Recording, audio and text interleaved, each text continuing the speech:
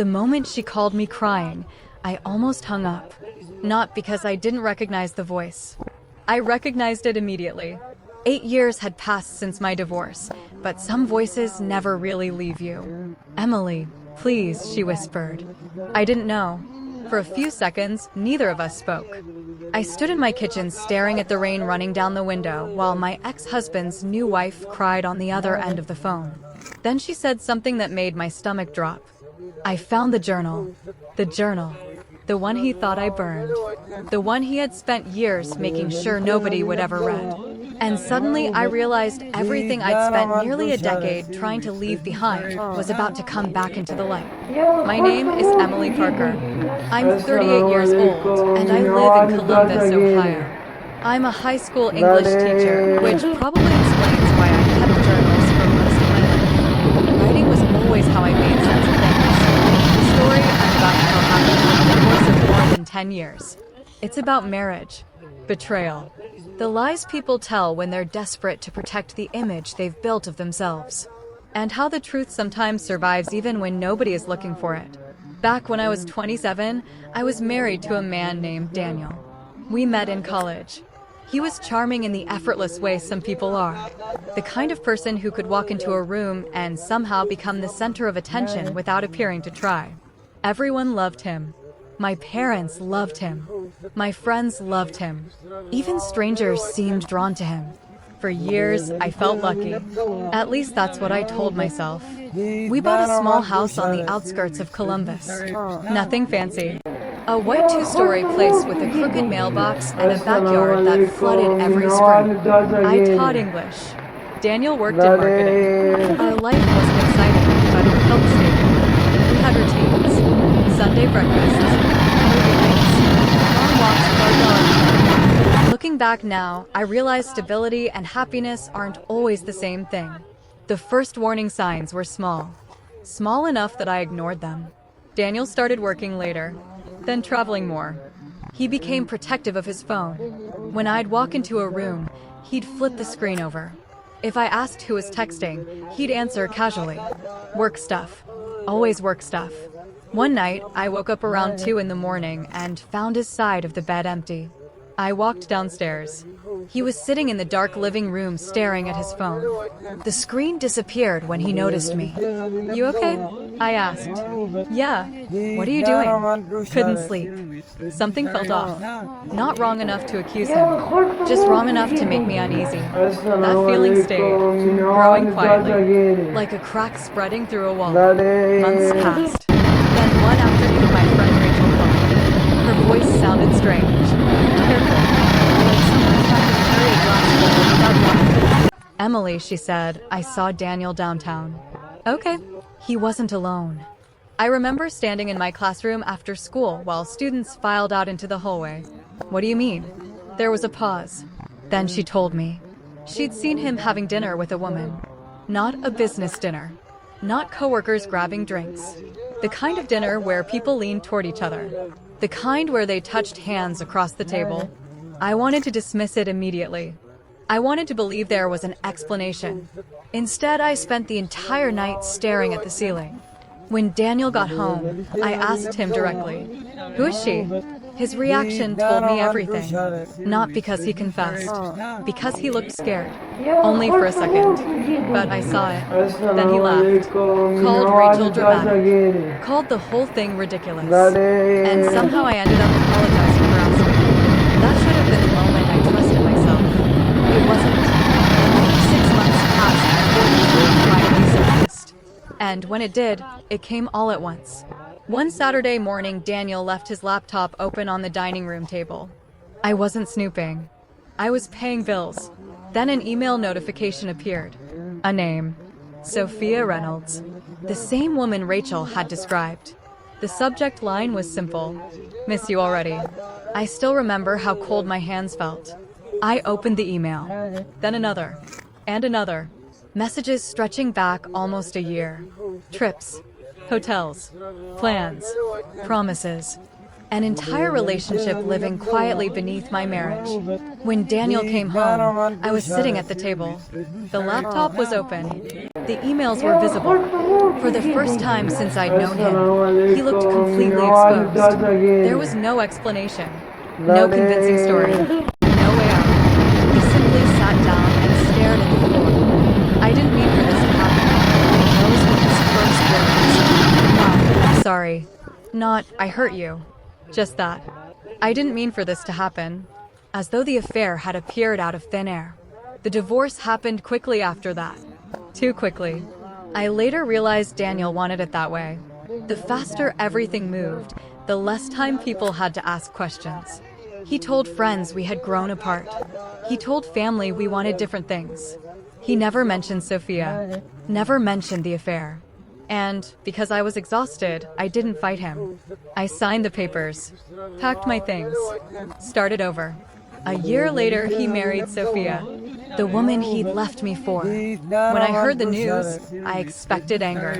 Instead, I felt strangely empty, like someone had finally confirmed what I already knew. Life moved on, or at least it appeared to. I focused on teaching, bought a small condo, adopted another dog, made new friends, but every now and then I hear Daniel and Sophia bought a bigger house. Daniel got promoted. Vacation photos appeared online. Anniversary posts. Smiling pictures. The perfect life. And every time I saw them, I wondered if Sophia knew. Not about the affair. She obviously knew that. I wondered if she knew who Daniel really was. Because during the divorce, I discovered things that went beyond cheating. Patterns. Manipulation. Lies. The way he rewrote history whenever it benefited him. The way every mistake somehow became someone else's fault. I wrote about all of it in my journals. Hundreds of pages. Observations. Dates. Conversations. Moments I needed to remember because he was constantly trying to convince me they happened differently. The journals became my reality check. Proof that I wasn't imagining things. After the divorce, I boxed them up. One evening, Daniel came to collect the last few items from our old house. While he was there, he saw the journals. I remember him picking one up, flipping through it, his expression changing. What is all this? My journals. He set it down quickly. Too quickly. And for the first time all day, he looked nervous. A week later he called.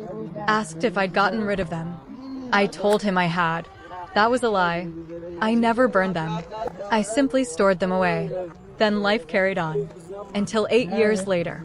The phone call came on a Tuesday evening. Sophia was crying so hard I could barely understand her. At first I assumed Daniel had cheated again. I was wrong. It was bigger than that. She had found the journals while helping her mother clean out a storage unit. Apparently one of Daniel's old boxes had been mixed in years earlier. Inside was a journal he'd secretly taken before moving out. One I hadn't realized was missing, and he'd forgotten it existed. Sophia found it, read it, then spent 3 days reading everything. She discovered entries describing things Daniel had told her never happened. Arguments, lies, financial problems, manipulation, even details about the affair timeline. The version Daniel had given her didn't match reality. Not even close. I thought you hated me, she said through tears. I did for a while. I know. There was a long silence. Then she said something I'll never forget. He lies about everything. Not cheated. Not betrayed. Lies. Everything. The realization sounded like it was breaking her. Over the next few weeks, Sophia and I spoke several times. Not because we became friends, because we were both trying to understand the same person. The conversations felt surreal. Two women sitting on opposite sides of the same story, comparing notes years apart. She told me about excuses that sounded familiar, stories that changed constantly, promises that never materialized, arguments that somehow became real. I recognized every pattern. Every single one. Eventually, she confronted him. Not dramatically. Not in some explosive scene. She simply asked questions. Specific questions. Questions he couldn't easily dodge. According to Sophia, his responses kept changing. Each version contradicted the last. And once she noticed that, she couldn't stop noticing it. The cracks appeared everywhere. Financial records, old emails, conversations with friends, even stories about his childhood. Things she'd accepted for years suddenly seemed questionable. The man she thought she knew started disappearing. A few months later, she moved out. Then came separation. Then divorce proceedings. I wasn't involved. I didn't want to be. But every now and then she'd call. Mostly to talk. Sometimes to apologize.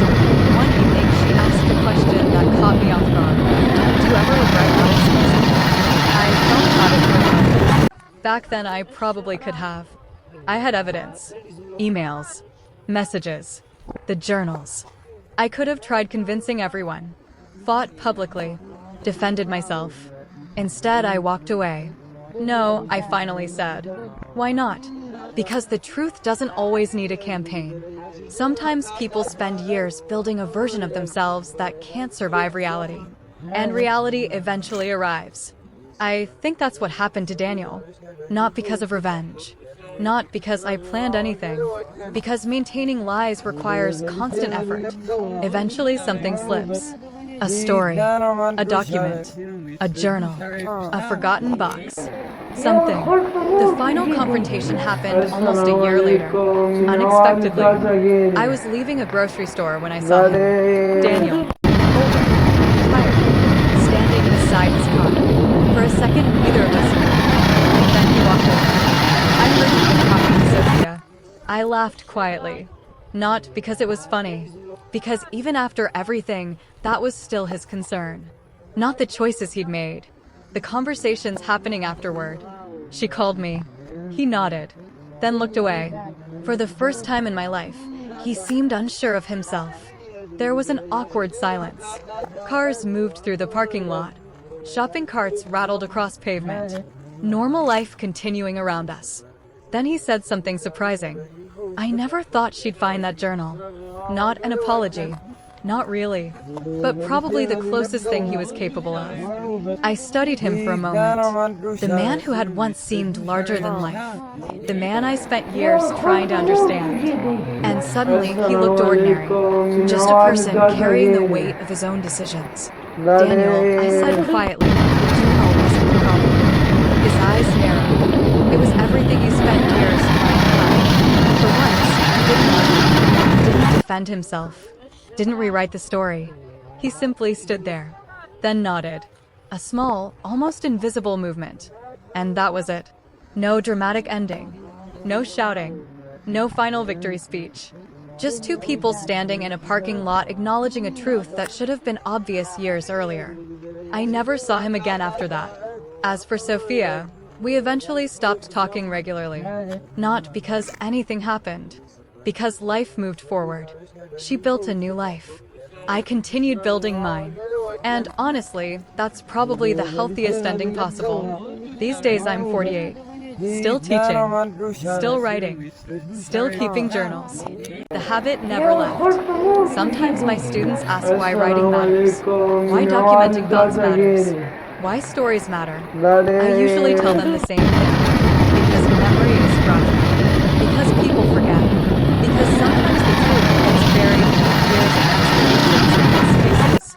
And because every now and then, a forgotten journal ends up exactly where it needs to be. Not to destroy someone's life. Not to create revenge. Just to reveal what was already there. The greatest lesson I learned wasn't about betrayal. It wasn't even about marriage. It was about self-respect. The moment someone starts convincing you not to trust your own experiences, your own memories, your own instincts, something is wrong. I spent years doubting myself. Years wondering whether I was overreacting.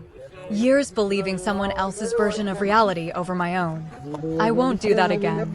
And if there's one thing I'm grateful for, it's that I eventually learned the difference. The truth didn't rescue me. The truth didn't punish him. The truth simply waited. And in the end, that was enough.